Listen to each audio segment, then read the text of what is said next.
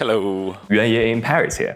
Today we are going to ask residents whether they feel Paris is a safe city to live in. Because beyond its reputation as the city of love and romance, Paris often makes international headlines due to theft, robbery, and other crimes. So today, let's hear from the city's inhabitants to gauge their feelings on safety. We're now taking a walk on the bank of the River Seine. Spring is slowly making way for summer. People are basking in the sun, conversing, and admiring the breathtaking views. Here, one can truly sense the enduring allure of this romantic city. Comment vous vous appelez? Moi c'est Abbé. Moi c'est Enza. Enchanté, Yuanye. Enchanté. Enchanté. Et vous venez de Paris? Oui, je suis né à Paris et je vis à Paris depuis toujours. Et toi? Moi je suis né en banlieue et je vis en banlieue parisienne. D'accord. Ok. Est-ce que vous sentez que la vie de Paris est sûre pour ses habitants? Sûr à quel niveau? Pour faire la fête, oui. La sécurité. Pour la sécurité, ça dépend. La police ne nous rend pas très sûrs de la sécurité à Paris, ça c'est sûr. Quand on voit la police, on a plus peur qu'on se sent en sécurité. Enfin, moi pour ma part. Pour quelle raison? En fait, il n'y a pas trop de différence entre les personnes en cellule et les personnes en uniforme. La seule différence, c'est l'uniforme en fait. Pour nous, c'est une habitude en fait. Malheureusement, de voir des policiers enfreindre la loi, c'est normal en fait. D'accord. Mais est-ce qu'il y a des incidents comme exemple que vous pouvez citer? Il y a plein d'erreurs policières qui ont apparu ces dernières années. Il y a des décès et il y a des maltraitances et des violences policières qui ont eu lieu ces dernières années pendant des interventions policières où ça ne devait pas avoir lieu. Et donc forcément, nous, on a peur. Quand un policier devient agressif lors d'un contrôle, on ne sait jamais où est-ce que ça va aller en fait. Moi je suis d'accord avec ça, il y a beaucoup de violences policières. Après je pense que ça dépend des quartiers aussi où on est à Paris. Il y a des quartiers qui sont plus craignos que d'autres, surtout pour les femmes comme nous. Ouais, bien sûr. Des quartiers où je me balade pas toute seule le soir et à d'autres où ça va, mais... Ouais. Par exemple, quels quartiers sont plus sûrs pour toi? Quels quartiers sont un peu plus flippants? J'irais pas me balader toute seule à Barbès par exemple. Là-bas c'est pas hyper... Il pourrait ne rien m'arriver mais je sais pas, donc je préfère pas aller me balader là-bas. D'accord. Après ça dépend, dans le 11e, dans le coin ici ça va, on n'est pas non plus très... faut regarder là-bas. D'accord. Comme tu veux en fait, comme tu veux, il n'y a pas de souci. Non mais après ça dépend du quartier, mais après on dit ça, mais même le 16e, même les quartiers un peu où on est censé se sentir un peu... il peut arriver des choses là-bas aussi quoi. Ça dépend. Il y a une youtubeuse chinoise qui a montré une vidéo où sa vitre de voiture est cassée par quelqu'un sur autoroute à Paris, en banlieue parisienne. Du coup, tu penses que ça peut arriver à Paris? Alors ouais, moi ça m'étonne pas trop parce qu'en fait à Paris, il faut faire vachement attention aux signes de richesse. Par exemple les montres, on peut plus se balader avec une montre à 10 000 € au poignet parce qu'en fait quelqu'un dehors va forcément t'agresser pour récupérer ta montre. Il y a même carrément des gangs qui sont organisés pour repérer la personne qui a une montre et puis après te voler ta montre en fait. Donc il y a des histoires assez horribles comme ça où en fait tous les signes de richesse en fait sont propices à t'agresser en fait. Et à Paris malheureusement ça arrive souvent. Je pense que ça a empiré quand même. Ça a empiré, c'était pas... Peut-être que ça l'était toujours mais ça l'est de plus en plus. Merci. Avec plaisir. Comment tu t'appelles? Salomé. Salomé, enchanté. Tu viens d'où? Moi, je suis née à Lille, mais j'ai vécu 15 ans aux États-Unis, à Caroline du Sud. Donc politiquement, je ne suis pas très heureuse. C'est pour ça que je suis revenue en France. Ah oui, d'accord, je sais compris. Et du coup, je veux te poser la question un peu sur la vie à Paris, surtout sur la sécurité à Paris.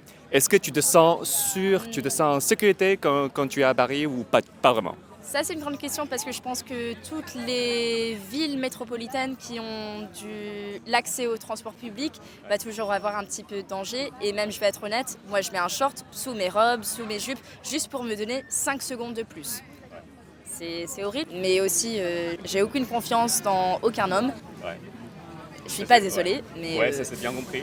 Ouais. Parce que j'ai posé beaucoup de questions aux femmes qui vivent à Paris, ils ont les mêmes réponses. Oui, donc je pense qu'il y a une conversation, je suis heureuse pour ça, mais ça ne veut pas dire que le problème il est réglé. Je ne pense pas que la France est parfaite, surtout Paris. Et même là, tu peux rentrer dans une conversation des étrangers, tout ça. Non, c'est les Français actuellement qui déguisent le harcèlement en romantisme. Oui, bien sûr.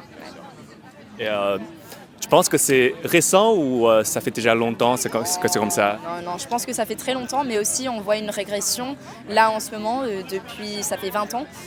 Et je pense que c'est de plus en plus difficile de vivre dans des grandes villes où tu es complètement autour des étrangers, des gens que tu ne connaisses pas. Et ça, c'est toujours quelque chose entre femmes que tu apprends assez tôt.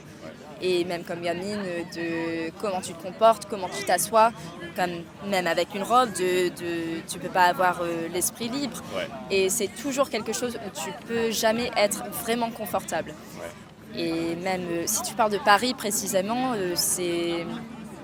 tu te fais siffler dessus. C'est des choses que tu n'écoutes même plus, tu mets tes écouteurs, tu changes de trottoir. C'est des choses que nous, comme femmes, on a dû faire l'adaptation. Ouais. Au lieu que... C'est triste. Ouais. Bah oui, c'est hyper triste. Ouais. Et pour changer ça, il y a quelque chose à faire, il y a quelque chose qu'on peut faire. Des conversations comme ça. On peut en parler en groupe intime, de juste parler de nos problèmes et la vie de tous les jours. Ouais. Et même avec des inconnus, avoir cette conversation, je pense que c'est vraiment important. Et surtout, ça dépend ce que les gens veulent entendre. Si c'est juste leurs opinions validées, surtout les hommes, de comment ils traitent les femmes, bah, toujours avoir une validation, surtout avec l'âge digital. Tu vas toujours trouver quelqu'un qui a exactement le même opinion que toi ou même un petit peu plus fort. Et je pense que la France, elle a une discipline de démocratie, mais ça se voit pas des fois. Ouais. Et comme tu as vécu beaucoup d'années aux États-Unis, en comparaison avec la ville où tu as habité aux États-Unis, en quoi tu vois la différence en fait? Bah là, en ce moment, mon État, où j'ai grandi pendant 15 ans, ils sont en train d'essayer de criminaliser les femmes qui ont des fausses couches. Ouais. Et leur C'est donner horrible. la pénalité de mort. Et donc c'est complètement hypocrite. Moi, j'ai quitté les États-Unis juste pour être dans un pays qui, on a le choix libre. Ce n'est pas pro-life ou pro-choice, c'est pro-choice et anti-choix. Bien sûr. Ouais. Et voilà. C'est ça. Ouais, c'est super intéressant. On peut dire que dans chaque pays, ils ont ses propres problèmes, ses propres... mais surtout les États-Unis, quelque part tellement capitaliste, c'est vraiment un third world country déguisé comme dans toute l'économie, les stocks, tout ça, c'est à propos du dollar, tu vois très bien. Ouais. Et au niveau de sécurité dans la ville où tu as habité, parce que moi j'ai entendu beaucoup de problèmes sur tout ce qui est un peu gun violence et tout ça. Et en comparaison avec la ville où tu as habité. Mais moi, quand je parle de sécurité, c'est pas nécessairement le gun violence. Bien sûr, ça c'est quelque chose que je pensais beaucoup à propos quand j'étais au lycée. Ouais. Et ça c'est très vrai. Mais maintenant, je vois la sécurité de moi en femme. Est-ce que oui, les mots, tout ça, siffler, bon, ça c'est juste une partie de ma vie qui arrive tous les jours. C'est horrible. Et c'est quelque chose que, oui, tu t'habitues, tu adaptes, tu fais les choses différemment, tout ça. Mais même ma sécurité, c'est vraiment dans le viol. Ouais, bien sûr, bien sûr. Et c'est horrible. C'est vraiment un cauchemar. Je suis navré pour cette situation. Et la plupart de mes amis, de mes copines, ont déjà eu cette expérience. Ouais, bien sûr. Et donc, même moi, je me sens assez gâtée que ce n'est pas arrivé.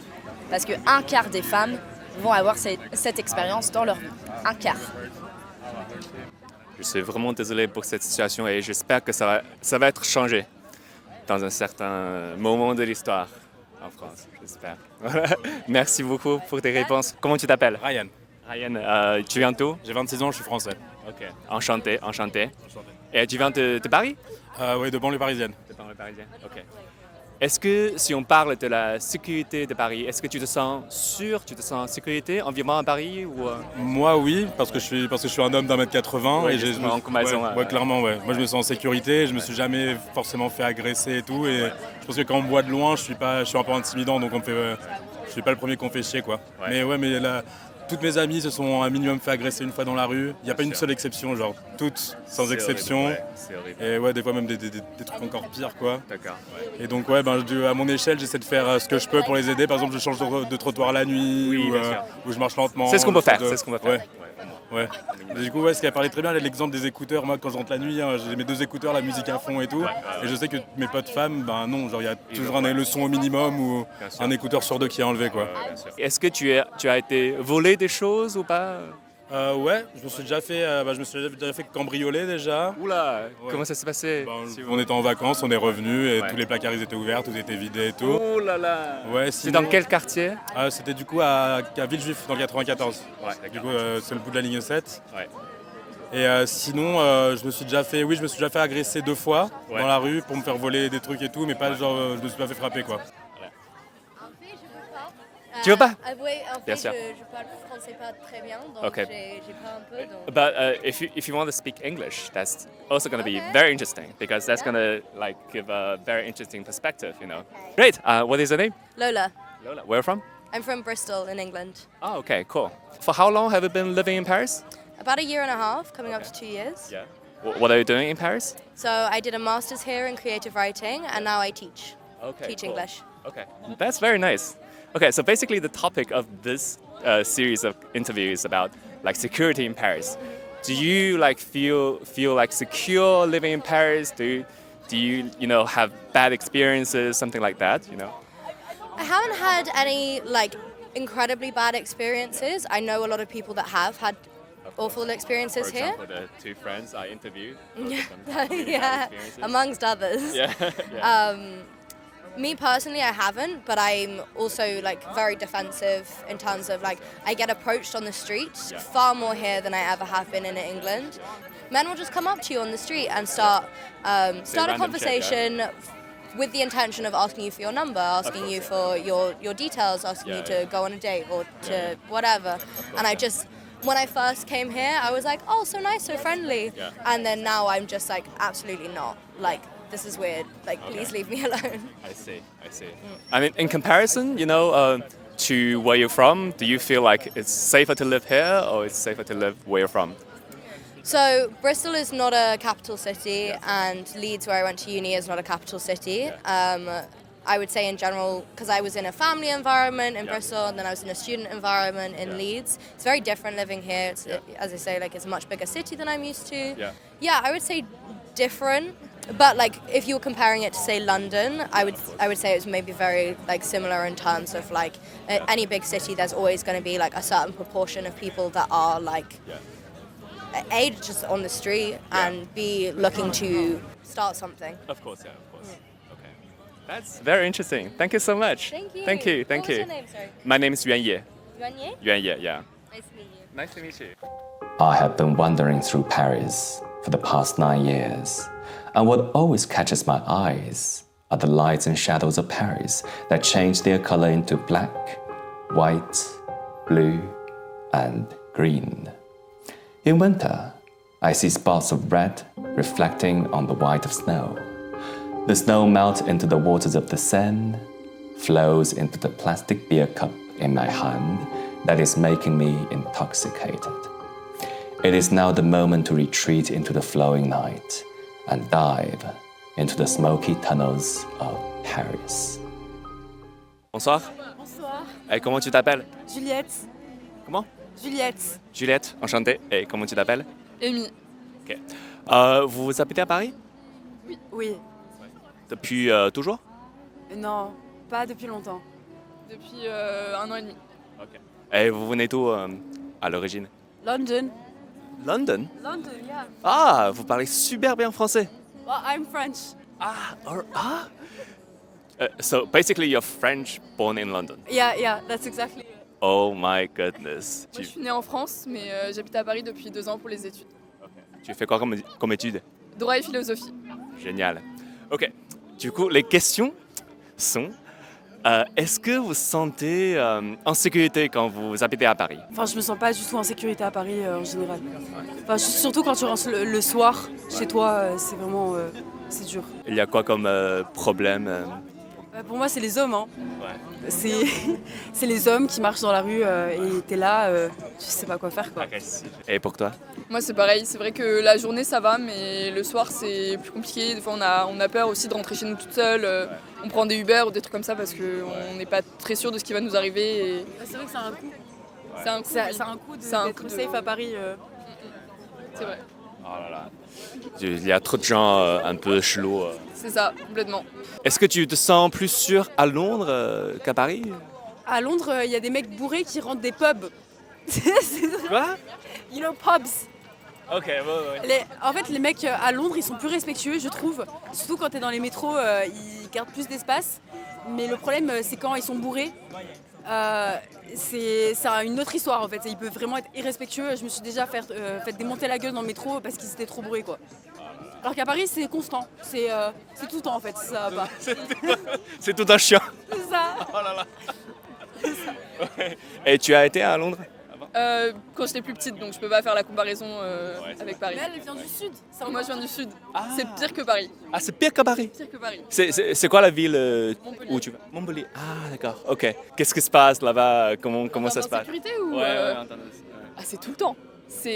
Montpellier, c'est tout petit. Comparé à Paris, je trouve qu'à Paris, il y a des quartiers où on est plus safe. On sait que ça va bien se passer si tu traînes dans certains quartiers, alors qu'à Montpellier, à n'importe quelle heure de la journée, n'importe quand, en fait, tu es sûr qu'il va t'arriver quelque chose. C'est chaud. Oh mon dieu, je suis vraiment désolé. Toi, tu étudies à Paris aussi? Ouais, je suis dans la même licence qu'Emmy. On est en droit et philosophie à la Sorbonne. Merci beaucoup. Hein. Merci. Ok, we're going to continue the questions. Du coup, question un peu philosophique pour toi. Penses-tu que l'enfer c'est les autres ou l'enfer c'est soi-même? C'est être en soi-même. Pour moi, l'enfer, c'est en soi-même. Parce que les autres, ça découle que de ça, en fait. C'est la rencontre que tu fais et ça part de toi, en fait. Et pour moi, c'est les questions que tu te poses. Et si tu arrives à bien y répondre et si tu arrives à bien réagir à l'environnement autour de toi, je vois pas d'autres réponses possibles. Toi, t'en penses quoi? Et toi? Je pense que si on prend la question d'un point de vue un peu plus psycho, ce serait difficile de dire que l'enfer c'est les autres parce qu'on projette ce qu'on pense et ce qu'on ressent sur les autres. Donc en fait, si on ressent l'enfer chez les autres, c'est qu'on le trouve en nous-mêmes et qu'on le projette sur les autres. Mais j'aurais tendance à dire également que l'enfer c'est les autres parce que les expériences qu'on découle des relations qu'on a avec autrui peuvent causer cet enfer. Mais si on le ressent comme un enfer, ce sera à cause de nous. Donc à la fin, c'est quand même l'enfer qui est en nous-mêmes. Je pose la question parce que ça vient de deux pièces de théâtre. L'enfer c'est les autres, c'est Sartre. Et l'enfer c'est soi-même, c'est T.S. Eliot. The Cocktail Party. There is this guy who is saying, what is hell? Hell is oneself. Ça fait vraiment un très intéressant parallèle. Voilà, c'est pour ça que je vous pose la question. 我也不知道。 From the words of Parisians, we grasp that Paris isn't the pinnacle of safety. Moreover, it isn't the most hospitable place for women who confront daily threats of sexual aggression. Yet, the resilience and spirit of its inhabitants are undeniable. Through debates, protests, and activism, Parisians demonstrate their resistance in contemporary times. This all speaks to the intricate tapestry that defines Paris, a city marked by contrasts and an unwavering spirit.